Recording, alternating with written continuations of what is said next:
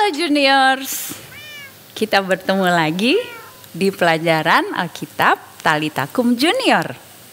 Bersama-sama kita belajar untuk mengenal Tuhan kita Yesus Kristus melalui keseluruhan Alkitab. Nah, pelajaran kali ini kita akan baca dari Kejadian 18 dan 19. Ada dua kisah yang akan kita baca tentang Tuhan yang meneguhkan kembali janjinya kepada Abraham. Anak-anak ingat ya, dari pelajaran-pelajaran sebelumnya, Tuhan mengganti nama Abram menjadi Abraham. Lalu kisah yang kedua adalah tentang musnahnya Sodom dan Gomora karena kejahatan penduduk kota-kota itu. Sebelum kita mulai, anak-anak siapkan diri masing-masing ya. Dan ambil Alkitab kita, buku catatan, perlengkapan lain. Ini waktunya kita fokus dan belajar firman Tuhan bersama-sama.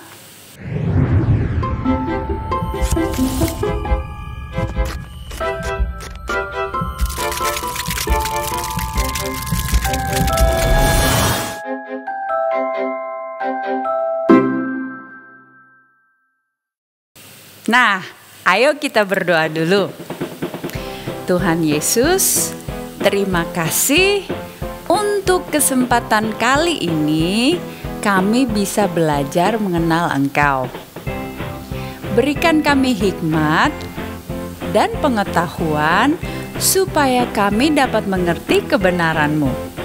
Berkati papa, mama, atau mentor kami supaya mereka juga dapat mengerti untuk membimbing kami. Dalam nama-Mu kami berdoa. Amin. Oke juniors, kita baca dulu ya Kejadian 18 dan 19. Jika ada kata-kata yang anak-anak tidak mengerti, anak-anak bisa tanya pada papa, mama, atau mentor. Papa dan mama atau mentor juga bisa menuliskan pertanyaan-pertanyaan dari anak-anak dan kirimkan ke nomor WA ini ya. Nanti Mami Maya akan coba jawab untuk anak-anak. Nah, kalau ada kejadian dari pembacaan kita yang anak-anak rasa aneh dan gak ngerti, kita mau minta hikmat yang dari Tuhan sehingga kita dapat tahu dan mengerti apa maksud Tuhan, kenapa tulisan ini ada di Alkitab. Alright, yuk ambil Alkitab kalian. Kita baca bersama teman kita, Jonathan dan Bella.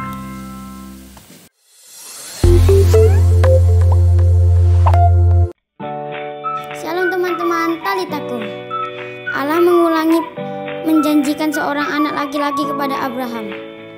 Kemudian Tuhan menampakkan dirinya kepada Abraham dekat pohon tarbatin di Mamre. Sedang ia duduk di pintu kemahnya waktu hari panas terik. Ketika ia mengangkat mukanya, ia melihat 3 orang berdiri di depannya. Sesudah dilihatnya mereka, ia berlari dari pintu kemahnya menyongsong mereka. Lalu sujudlah ia sampai ke tanah, serta berkata, "Tuanku, jika aku telah mendapat kasih Tuanku, janganlah kiranya lampaui hamba-Mu ini. Biarlah diambil air sedikit, basuhlah kakimu, dan duduklah beristirahat di bawah pohon ini. Biarlah ku ambil sepotong roti, supaya tuan-tuan segar kembali. Kemudian bolehlah tuan-tuan meneruskan perjalanannya, sebab tuan-tuan telah datang ke tempat hamba-Mu ini." Jawab mereka, "Perbuatlah seperti yang kau katakan itu."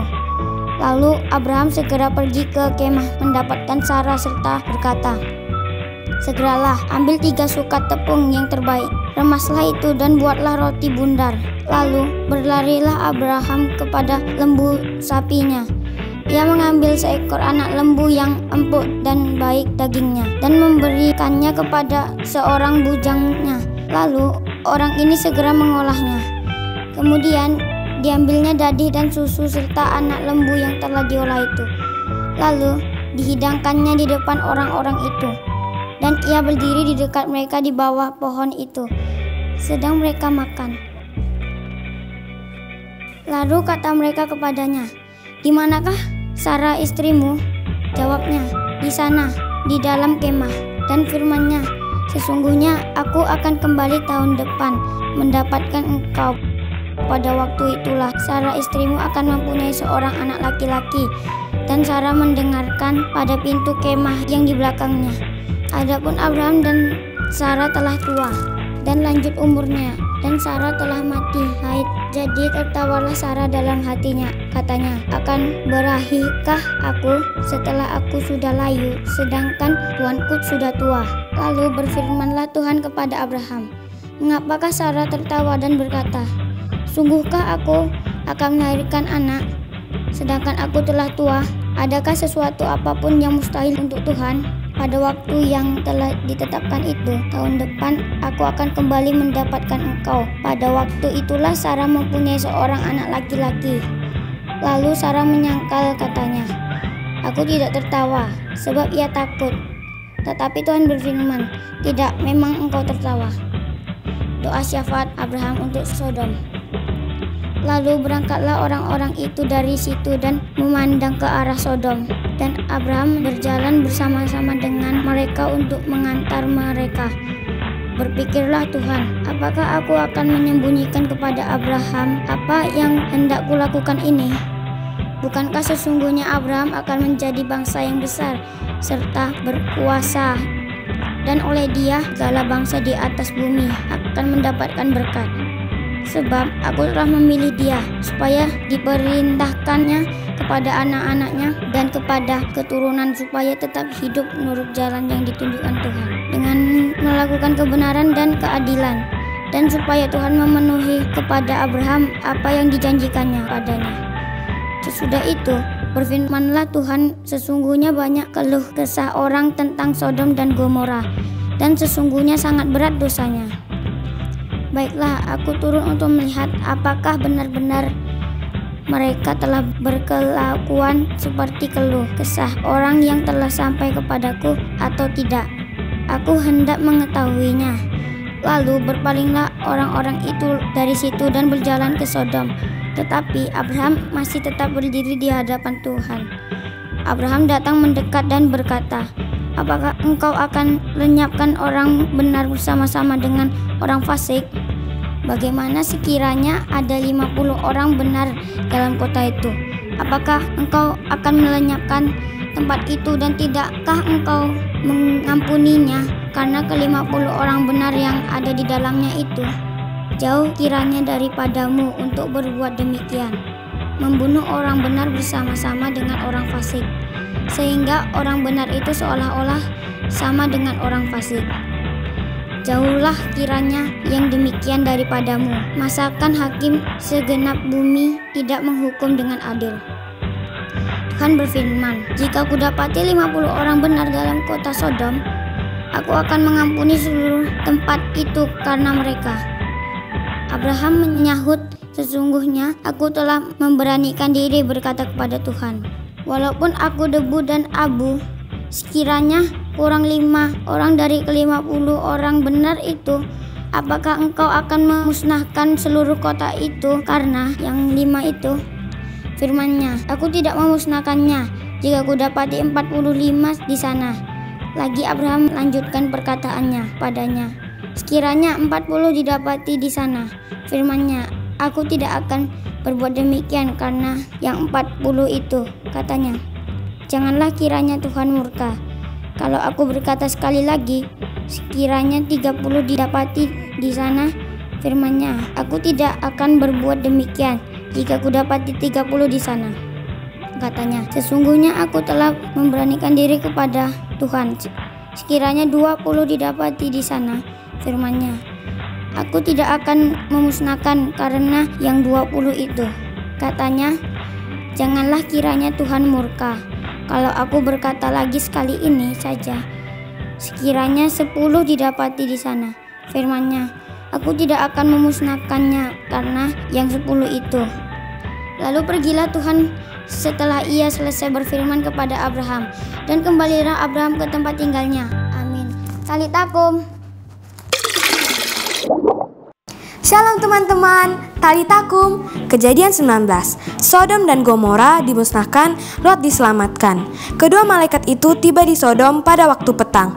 Lot sedang duduk di pintu gerbang Sodom, dan ketika melihat mereka, bangunlah ia menyongsong mereka, lalu sujud dengan mukanya sampai ke tanah, serta berkata, Tuan-tuan, silahkanlah singgah ke rumah hambamu ini. Bermalamlah di sini dan basuhlah kakimu.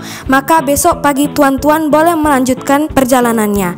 Jawab mereka, tidak, kami akan bermalam di tanah lapang. Tetapi karena ia sangat mendesak mereka, singgahlah mereka dan masuk ke dalam rumahnya. Kemudian ia menyediakan hidangan bagi mereka. Ia membakar roti yang tidak beragi, lalu mereka makan. Tetapi sebelum mereka tidur, orang-orang lelaki dari kota Sodom itu, dari yang muda sampai yang tua, bahkan seluruh kota, tidak ada yang terkecuali, datang mengepung rumah itu. Mereka berseru kepada Lot, "Di manakah orang-orang yang datang kepadamu malam ini? Bawalah mereka keluar kepada kami, supaya kami pakai mereka." Lalu keluarlah Lot menemui mereka ke depan pintu, tetapi pintu ditutupnya di belakangnya, dan ia berkata, "Saudara-saudaraku, janganlah kiranya berbuat jahat. Kamu tahu, aku mempunyai 2 orang anak perempuan yang belum pernah dijamah laki-laki. Baiklah mereka kubawa keluar kepadamu, perbuatlah kepada mereka seperti yang kamu pandang baik. Hanya jangan kamu apa-apakan orang ini, sebab mereka memang datang untuk berlindung di dalam rumahku." Tetapi mereka berkata, "Enyahlah." Lagi kata mereka, "Orang ini datang ke sini sebagai orang asing dan dia mau menjadi hakim atas kita. Sekarang kami akan menganiaya engkau lebih daripada kedua orang itu." Lalu mereka mendesak orang itu, yaitu Lot, dengan keras dan mereka mendekat untuk mendobrak pintu. Tetapi kedua orang itu mengulurkan tangannya, menarik Lot masuk ke dalam rumah lalu menutup pintu. Dan mereka membutakan mata orang-orang yang di depan pintu rumah itu, dari yang kecil sampai yang besar, sehingga percumalah orang-orang itu mencari-cari pintu. Lalu kedua orang itu berkata kepada Lot, "Siapakah kaummu yang ada di sini lagi, menantumu atau anakmu laki-laki, anakmu perempuan, atau siapa saja kaummu di kota ini? Bawalah mereka keluar dari tempat ini, sebab kami akan memusnahkan tempat ini karena banyak keluh kesah orang tentang kota ini di hadapan Tuhan. Sebab itulah Tuhan mengutus kami untuk memusnahkannya." Keluarlah Lot, lalu berbicara dengan kedua bakal menantunya, yang akan kawin dengan kedua anaknya perempuan. Katanya, "Bangunlah, keluarlah dari tempat ini, sebab Tuhan akan memusnahkan kota ini." Tetapi ia dipandang oleh kedua bakal menantunya itu sebagai orang yang berolok-olok saja. Ketika fajar telah menyingsing, kedua malaikat itu mendesak Lot supaya bersegera. Katanya, "Bangunlah, bawalah istrimu dan kedua anakmu yang ada di sini, supaya engkau jangan mati lenyap karena kedurjanaan kota ini." Ketika ia berlambat-lambat, maka tangan istri dan tangan kedua anaknya dipegang oleh kedua orang itu, sebab Tuhan hendak mengasihani dia. Lalu kedua orang itu menuntunnya keluar kota dan melepaskannya di sana. Sesudah kedua orang itu menuntun mereka sampai keluar, berkatalah seorang, "Larilah, selamatkanlah nyawamu. Janganlah menoleh ke belakang, dan janganlah berhenti dimanapun juga di lembah Yordan. Larilah ke pegunungan, supaya engkau jangan mati lenyap." Kata Lot kepada mereka, "Janganlah kiranya demikian, tuanku. Sungguhlah hambamu ini telah dikaruniai belas kasihan di hadapanmu, dan tuanku telah berbuat kemurahan besar kepadaku dengan memelihara hidupku.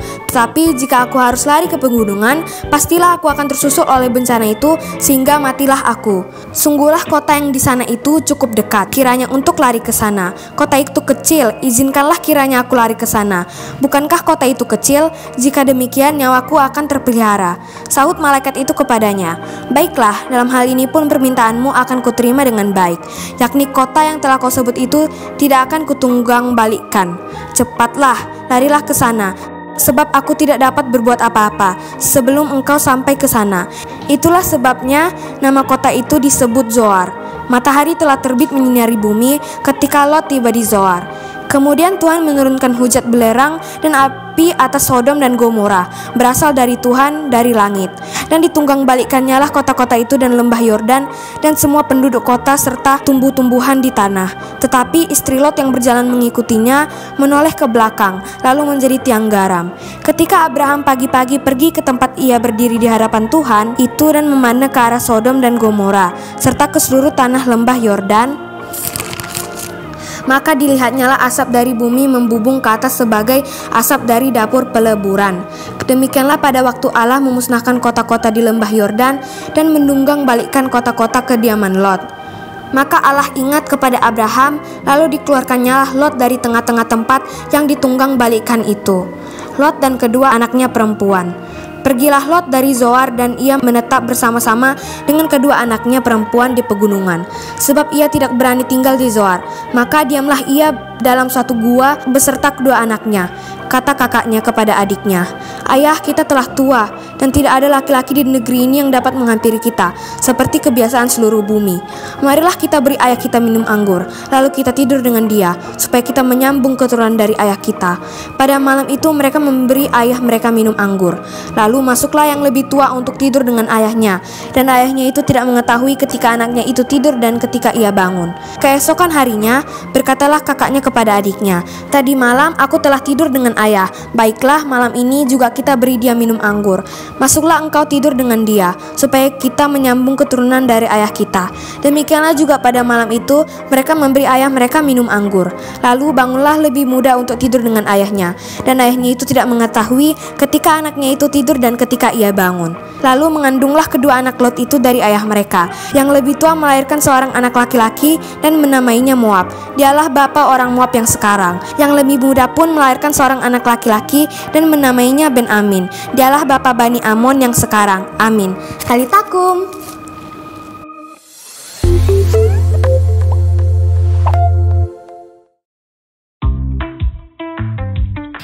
Nah, anak-anak, Tuhan menjanjikan Abraham bahwa ia akan menjadi bapa dari suatu bangsa yang besar, karena melalui keturunannya seluruh bangsa di muka bumi akan diberkati.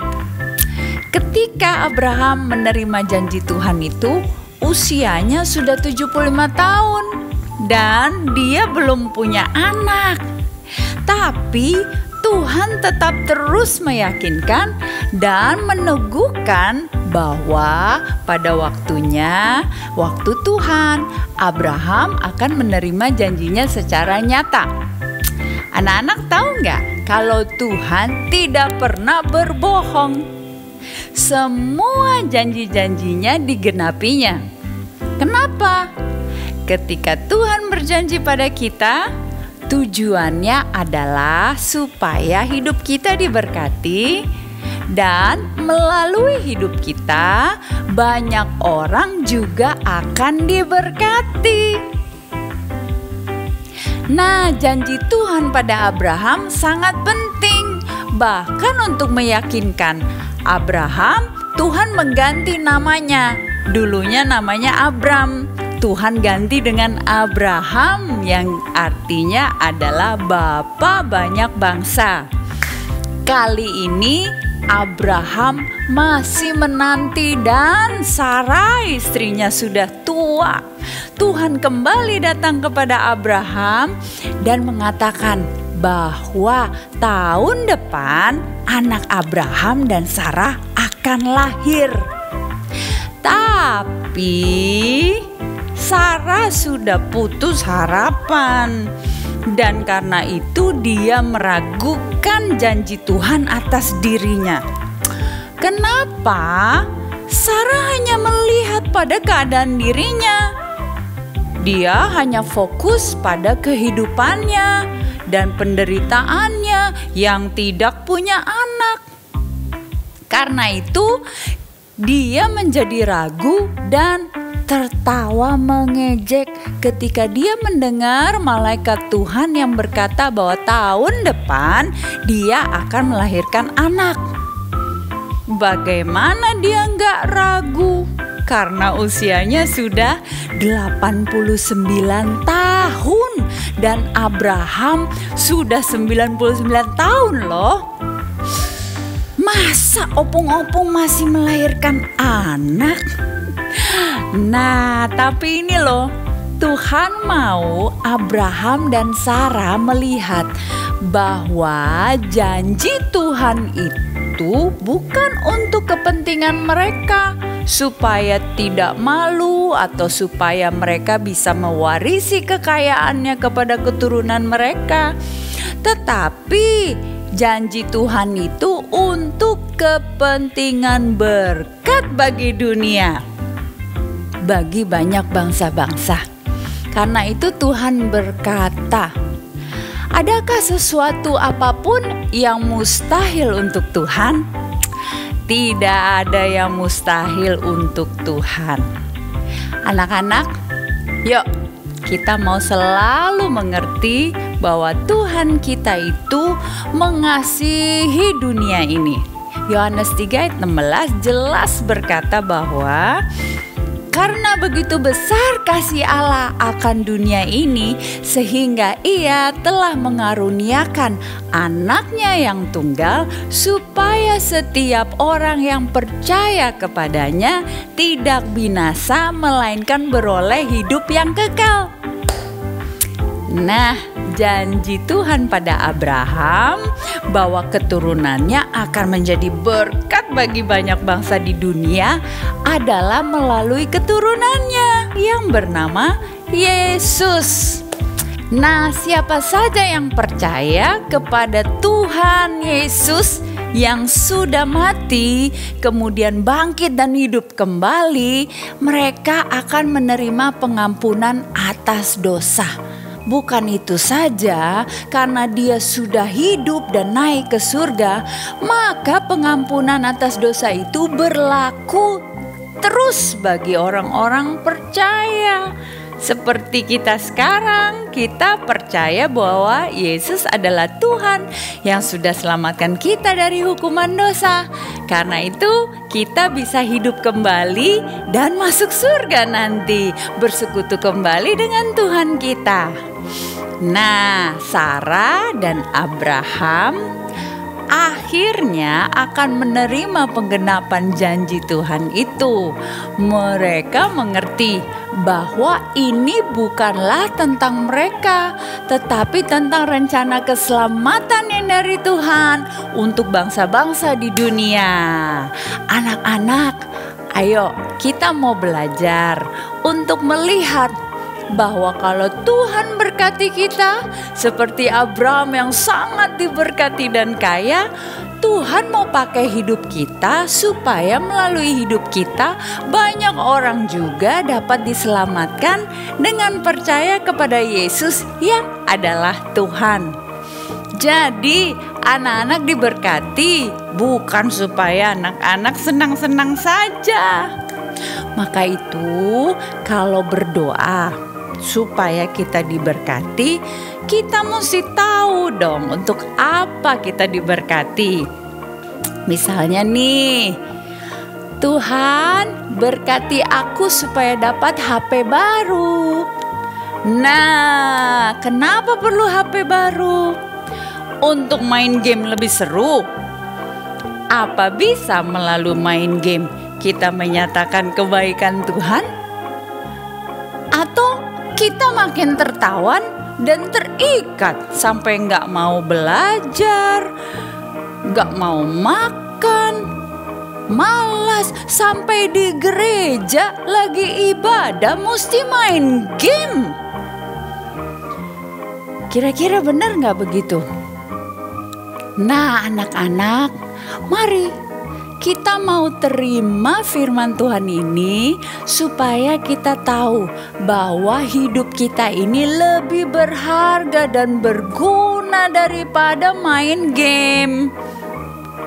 Tuhan menciptakan anak-anak untuk kebaikan dan Dia sediakan yang terbaik selalu, tapi menurut apa yang Dia tahu, bukan seperti apa yang kita ngerti. Jadi kalau Tuhan tidak menjawab doa kita yang minta HP baru, Tuhan tahu itu bukan yang terbaik untuk kita loh. Oke? Kita kembali ke kisah Abraham. Ingat waktu keponakannya berpisah, Lot memilih sesuai dengan apa yang dia mau. Dia melihat, wah, daerah Sodom Gomora ini subur. Jadi dia pilih untuk tinggal di situ tanpa bertanya tuntunan Tuhan. Padahal penduduk kota Sodom dan Gomora itu sangat jahat deh. Kejahatan mereka itu membuat Tuhan murka, dan karena mereka tidak mau bertobat, maka Tuhan memutuskan untuk memusnahkan Sodom dan Gomora. Padahal Tuhan sudah pernah pakai Abraham loh untuk menolong mereka dari jajahan dan tawanan Raja Kedor Laomer. Anak-anak ingat gak di pasal-pasal sebelumnya? Tapi penduduk-penduduk ini tetap jahat. Karena itu Tuhan memberitahu Abraham bahwa Tuhan akan memusnahkan bangsa itu karena kejahatan mereka sudah membuat banyak orang menderita. Di ayat yang ke-13 pasal 19 berkata, sebab kami akan memusnahkan tempat ini karena banyak keluh kesah orang tentang kota ini di hadapan Tuhan. Sebab itulah Tuhan mengutus kami untuk memusnahkannya. Abraham lalu memohon kepada Tuhan, kalau ada orang benar di kota itu, Tuhan jangan musnahkan ya. Tuhan mengabulkan doa Abraham. Kalau ada 10 orang benar di kota itu, maka Tuhan tidak akan memusnahkan kota itu. Tuhan mengabulkan karena belas kasih-Nya.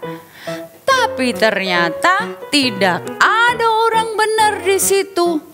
Bahkan Lot saja sudah ikut jahat seperti orang-orang di Sodom dan Gomora. Dia bahkan mau mencelakakan anak-anaknya sendiri. Tetapi karena Lot adalah keluarga Abraham, maka Tuhan datang menyelamatkan Lot sebelum api turun dari langit dan menghanguskan Sodom dan Gomora. Begitulah Tuhan menyelamatkan Lot dengan paksa karena Tuhan mengasihi Lot. Tadi kita baca ya di Kejadian 19 ayat 15 dan 16. Ketika fajar menyingsing, kedua malaikat itu mendesak Lot supaya bersegera. Katanya, bangunlah, bawalah istrimu dan kedua anakmu yang ada di sini, supaya engkau jangan mati lenyap karena kedurjanaan kota ini. Ketika ia berlambat-lambat, maka tangannya, tangan istri dan tangan kedua anaknya dipegang oleh kedua orang itu. Sebab Tuhan hendak mengasihani dia. Lalu kedua orang itu menuntunnya keluar kota dan melepaskannya di sana. Nah, karena Tuhan mengasihani Lot, maka malaikat Tuhan mendesak dan memaksa Lot untuk segera keluar dari kota itu. Istri dan anak-anaknya juga turut serta. Anak-anak yang terkasih, Tuhan selalu berbelas kasih pada kita. Karena itu Tuhan mau supaya kita diselamatkan dan tidak hidup dalam kejahatan dosa. Kadang kalau papa, mama atau opung mendesak, memaksa anak-anak untuk belajar firman Tuhan, belajar tentang Yesus Kristus, untuk berdoa, untuk beribadah, itu adalah untuk kebaikan kita, kebaikan anak-anak. Supaya anak-anak jangan ikut hidup dalam kejahatan dunia, tapi supaya anak-anak dapat hidup diberkati Tuhan dan menikmati semua berkat-berkat Tuhan. Nah, semua yang dari dunia, yang bukan dari Tuhan, akhirnya akan membawa kepada kehancuran. Sodom dan Gomora dimusnahkan oleh Tuhan bukan karena Tuhan jahat, tapi karena mereka yang jahat. Jadi Tuhan menyelamatkan dunia dari kejahatan dan menghancurkan kejahatan itu. Ingat ya, Tuhan selalu memberikan kesempatan bagi siapapun juga, sejahat apapun juga, untuk dapat bertobat dan diselamatkan. Anak-anak, Yesus Kristus sudah tebus dan selamatkan kita.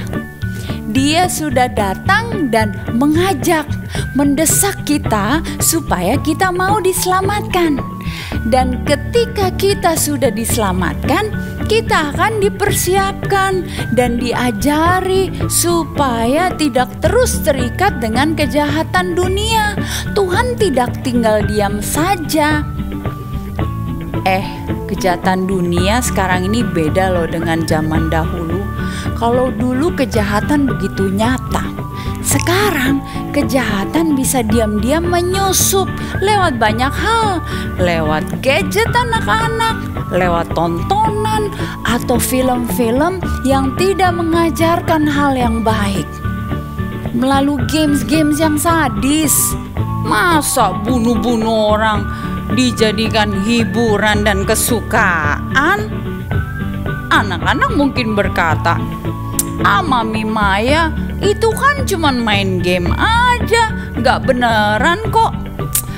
Wah, itulah tipuan si iblis, si jahat, supaya kita bisa toleransi dan terbiasa melihat, mendengarkan, bahkan bisa menikmati kejahatan dan bilang akan cuman di games. Mau beneran atau tidak, membunuh itu jahat gak? Kok bisa menikmati membunuh orang walau cuman mainan? Kalau yang pura-pura jahat boleh nih ya, maka anak-anak gini, dapat makanan atau minuman atau jajanan pura-pura juga lewat game saja gimana? Mau nggak? Nggak mau kan? Coba ya, kita mau terima kebenaran dari Tuhan bahwa kalau Tuhan nyatakan ini jahat, jangan cari-cari alasan untuk katakan itu nggak apa-apa dan baik. Tuhan tetap mengasihi anak-anak loh, walaupun anak-anak tidak taat. Tapi yang jadi masalah adalah ketika anak-anak tidak taat dan dengan terbiasa dengan kejahatan-kejahatan yang ada di dunia, anak-anak jadi tidak bisa mengasihi Tuhan. Nah anak-anak, ayo kita berdoa ya.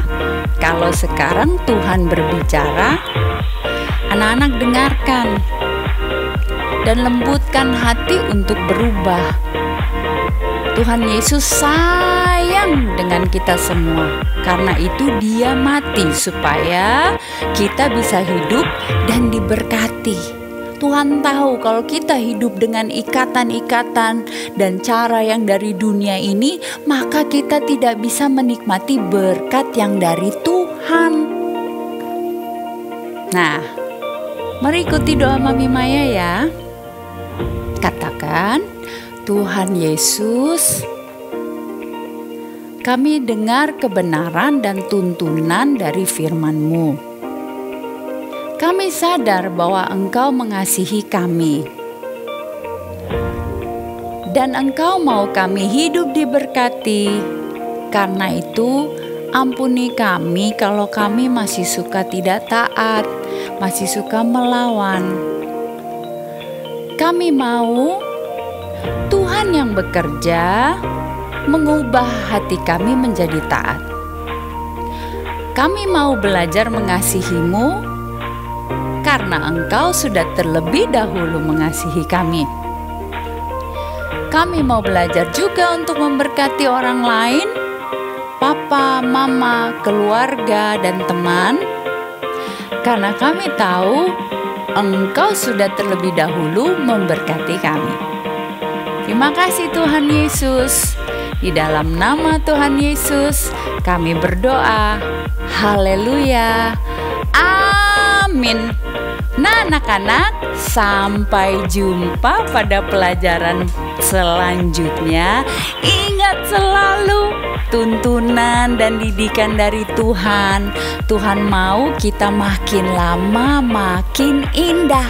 Karena itu tetap terus baca firman Tuhan. Jadi kalau dipaksa mama baca firman Tuhan, jangan marah ya.